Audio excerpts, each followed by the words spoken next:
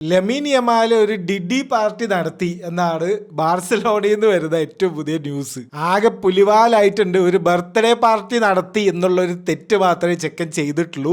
അതിനാണ് ഇപ്പം ഇങ്ങനെ പ്രശ്നം. എന്താണ് സംഭവം നോക്കാം. ബാർസലോണ എഫ്സിന്റെ സ്റ്റാർ വിങ്ങറായിട്ടുള്ള ലമീൻ യമാലിന് 18ാമത് ബർത്ത്ഡേ ആയിരുന്നു ഈ 14-ാം തീയതി. അപ്പോൾ പുള്ളി ബർത്ത്ഡേ പാർട്ടി ഒന്ന് പൊളിക്കാന്ന് വെച്ചിട്ട് ഒരു മാഫിയ, ഒരു ഗാങ്സ്റ്ററിന്റെ ഒരു തീമിൽ ഒരു ബർത്ത്ഡേ പാർട്ടി അങ്ങ് നടത്തി. അതിന്റെ വീഡിയോ പുള്ളി തന്നെ പോസ്റ്റ് ചെയ്തു. ഒരുപാട് സെലിബ്രിറ്റീസും ബാഴ്സലോണ ബാക്കിയുള്ള പ്ലെയേഴ്സൊക്കെ വന്നിട്ടുണ്ടായിരുന്നു. ലെവൻഡോസ്കി, ഐഷോ സ്പീഡൊക്കെ ഉണ്ടായിരുന്നു അതിൽ, ലെക്ലർക്ക്, അങ്ങനെ കുറേ സ്പോർട്സ് ആൾക്കാരൊക്കെ ഉണ്ടായിരുന്നു. കുറേ സെലിബ്രിറ്റീസ് ഉണ്ടായിരുന്നു മൊത്തത്തിൽ. അപ്പോൾ ഒന്നും പ്രശ്നം ഉണ്ടായിരുന്നില്ല. പ്രശ്നം അവിടെ തുടങ്ങിയെന്ന് വെച്ച് കഴിഞ്ഞാൽ സ്പാനിഷ് മീഡിയ ഒരു വീഡിയോ അങ്ങോട്ട് പുറത്തു വിട്ടു. അതായത് ഡോർഫായിട്ടുള്ള ആൾക്കാരില്ലേ, അവരിനെ ഈ ഒരു അട്രാക്ഷൻ, ഒരു പാർട്ടീൻ്റെ ഒരു പരിപാടിക്ക് വേണ്ടിയിട്ട് ഹയർ ചെയ്തിട്ടുണ്ടായിരുന്നു എന്ന് പറഞ്ഞിട്ട് ഒരു വീഡിയോ ഒരു ബസ്സിൽ നിറച്ചും ഡോർഫായിട്ടുള്ള ആൾക്കാരിനെ കയറ്റിയിട്ട് പോകുന്ന ഒരു വീഡിയോ ഇവർ പുറത്ത് വിട്ടു. വുൾഫ് ഓഫ് വാൾ സ്ട്രീറ്റ് സിനിമയിൽ നമ്മൾ ഇങ്ങനെ ഒരു സീന് കണ്ടിട്ടുണ്ട്. ഈ ഡോർഫായിട്ടുള്ള ആൾക്കാരിനെയൊക്കെ വിളിച്ചിട്ട് പാർട്ടിയൊക്കെ ചെയ്യുന്നത്.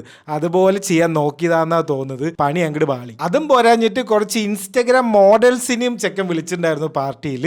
അതിലൊരു പെൺകുട്ടി വന്നിട്ട്, ക്ലോഡിയ കാൽവോ എന്ന് പറഞ്ഞിട്ടുള്ള ഒരു പെൺകുട്ടി വന്നിട്ട് പറഞ്ഞു, എനിക്ക് 20,000 യൂറോ, അതായത് ഒരു 20 ലക്ഷം രൂപയായിട്ട് വരും, ഇത്രയും രൂപ തന്നിട്ടുണ്ടായിരുന്നു ഈ പാർട്ടിക്ക് പോകാൻ വേണ്ടിയിട്ട്. പ്രത്യേക ഒരു ബ്രസ്റ്റ് സൈസ് ഉണ്ടോ എന്ന് മാത്രമാണ് എല്ലാ പെൺകുട്ടികളുടെയും നോക്കിയത്.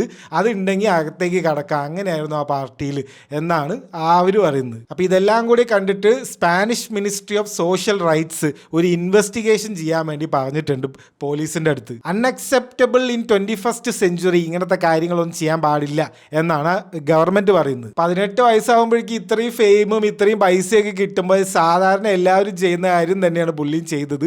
പക്ഷെ അതിപ്പോൾ പുലിവാല് പിടിച്ചിട്ടുണ്ട്.